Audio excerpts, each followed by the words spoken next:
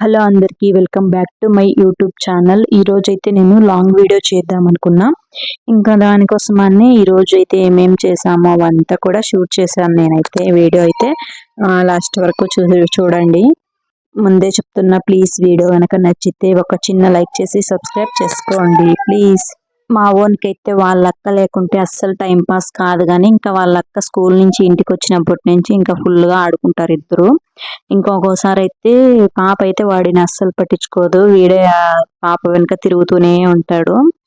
ఇంకా చూడండి, స్టెప్స్ ఎక్కి ఎట్లా వెళ్ళిపోతున్నాడు. అదే పనే వాడికి, ఇంకా పల్లాపులు స్టెప్స్ ఎక్కడం వెళ్ళిపోవడం, మళ్ళీ నేను ఎత్తుకొని కిందికి రావడము, ఇదే సరిపోతుంది. ఇంకా వాడు అసలు స్టెప్స్ మీదకి పోకుండా అసలు ఉండడు.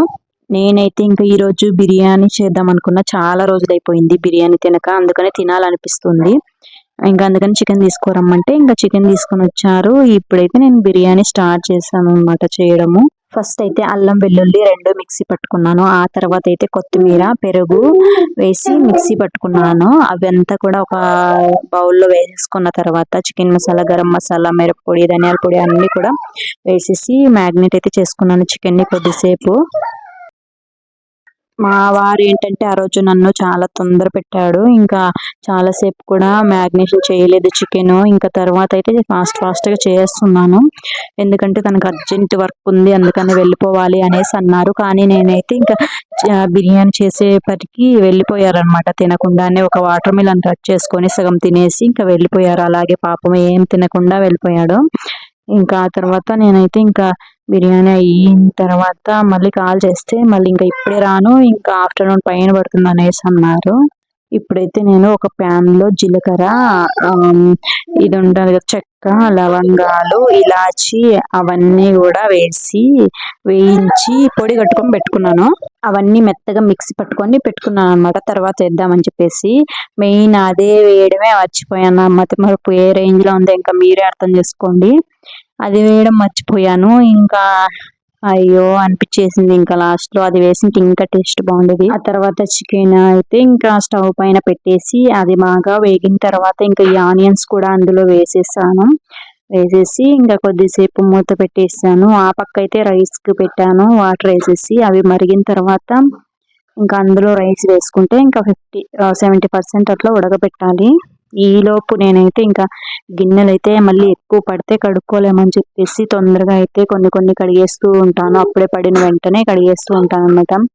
అప్పటికే ఇంకా ఎన్నిసార్లు కడగాల్సి వస్తుందో. ఈ పాటికే నేను 3 times కడిగాను. పొద్దుటి నుంచి టైం అయితే 11 అవుతుంది. ఇప్పటికే 3 సార్లు కడిగాను. ఇంకా ఈవినింగ్ లోపు ఇంకెన్నిసార్లు కడగాలో ఏమో నాకైతే అర్థమే కావట్లేదు. ఈ గిన్నెలు ఎందుకు ఎక్కువ పడుతూ ఉంటాయి, ఉండేది ముగ్గురమైనా కూడా. ఇవన్నీ ఇంకా నేను మా చిన్నోడు లేకనే చేసుకోవాలి, లేదంటే వాడు లేచిన తర్వాత ఒక్క పని కూడా నన్ను ముట్టుకొనివ్వడు.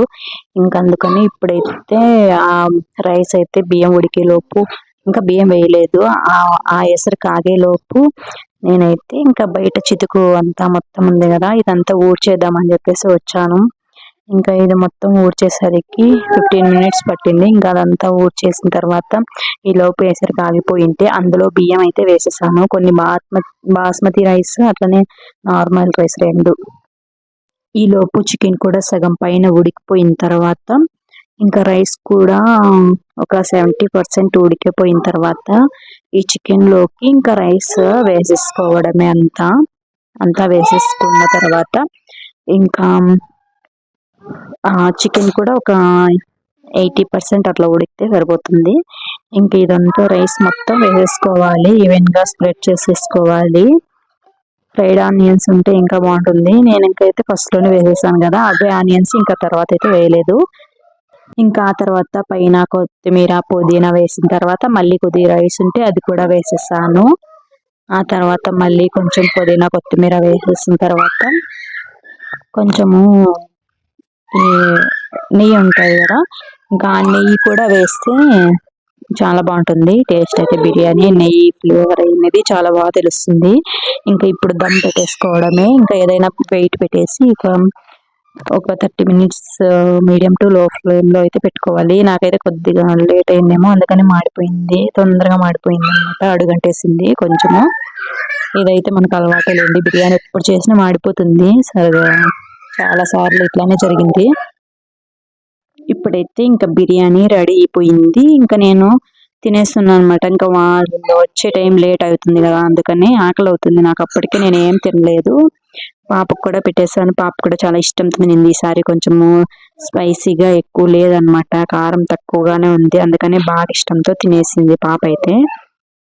ఆ తర్వాత ఇంకా క్లీనింగ్ అనమాట. ఇప్పుడు చాలా రోజుల నుంచి ఇంకా ఇది క్లీన్ చేద్దాం అనుకుంటున్నాను. నీట్ గా ఇంకా తడి క్లాత్ తో మొత్తం తుడిచేసుకొని నీట్ గా ఒక్కొక్కటి అరేంజ్ చేసుకుంటున్నాను. ఎక్కడొక్కడ పెట్టేసుకుంటూ ఉన్నాను. అదే వంట రూమ్ లో ఎన్ని సార్లు క్లీన్ చేసినా మళ్ళీ నార్మల్ కి వచ్చేస్తుంది. ఎందుకో ఏమో అస్సలు అర్థం కావట్లేదు.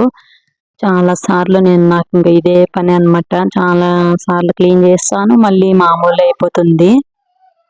ఏమైనా వంట చేసిన తర్వాత కిచెన్ అంతా గలీజ్ గా అయిపోతుంది కదా, ఇది మొత్తం క్లీన్ చేసేసుకోవడమే పెద్ద తలనొప్పి అనమాట. ఇంకా ఇది మొత్తం కౌంటర్ టాప్ మొత్తం క్లీన్ చేసేసిన తర్వాత ఇంకా చెత్త ఊడ్చడం అనమాట. ఇప్పుడు కిందంతా ఇంకా కరివేపాకు అదంతా బాబు చాలా అంతా మొత్తం తీసేశాడు. అందులో ఇంకా వంట గదిలోకి వస్తే ఎక్కడున్న మూల ఉండేటివన్నీ ఎత్తుకొని వస్తాడు. ఎత్తుకొని వచ్చి అంతా పడేస్తా ఉంటాడు ఇల్లంతా. ఇంకా మొత్తం అదంతా క్లీన్ చేశాను. తర్వాత బట్టలు అయితే నేను తొందరగానే వాష్ చేసుకుంటున్నాను. ఎందుకంటే చాలా ఎక్కువ పడిపోతా ఉంటాయి. అవన్నీ కూడా ఒకేసారి ఉతకడం చాలా కష్టం అన్నమాట. ఒక్కసారి ఎన్ని బట్టలు పడిపోయాయి, అవన్నీ ఉతకలేకపోయాను. ఏడుపు చేసింది, ఏడ్చేసాను ఇంకా అవన్నీ ఉతకలేక నేనైతే. అందుకని ఇంకా కొన్ని పడినప్పుడే ఉతికేసుకుంటాను. ఈ కొన్ని కూడా చాలా ఎక్కువ అయిపోతున్నాయి. అసలు చాలా బట్టలు పడిపోతున్నాయి. అవన్నీ ఉతకడం చాలా కష్టం అయిపోతుంది నిజంగా నాకైతే. ఇంకా అది అయితే ఇంకా అవి అయిపోయిన తర్వాత ఇంకా నెక్స్ట్ అయితే ఇల్లు క్లీన్ చేయడం అన్నమాట. మొత్తం మాప్ పెట్టేస్తూ ఉన్నాను. ఇల్లు మొత్తం కడిగేస్తూ ఉన్నాను. ఎందుకంటే పిల్లలు చాలా గలీజ్ చేస్తారనమాట. అన్ని పడేస్తా ఉంటారు కదా కింద. ఇవే అంత గలీజ్గా జిడ్డుగా అయిపోతుంది. అందుకని ఇంకా మొత్తం మాప్ పెట్టేసిన తర్వాత బయట కూడా బట్టలన్నీ అయిపోయిన తర్వాత బయట కూడా మొత్తం క్లీన్ చేస్తున్నాను వాటర్ చల్లేసి. ఈ రోజు కొంచెం ఇంకా బాబునైతే మా వారు ఎత్తుకొని ఉన్నారు బయట. అందుకని నేను నా పని నేను ఫ్రీగా చేసుకోగలుగుతున్నాను, లేదంటే ఇవన్నీ చేయలేను. ఇదంతా మొత్తం క్లీన్ చేసిన తర్వాత పైన అయితే బట్టలు ఆరేసి రావాలి. పైన అన్ని పెట్టే వచ్చాను.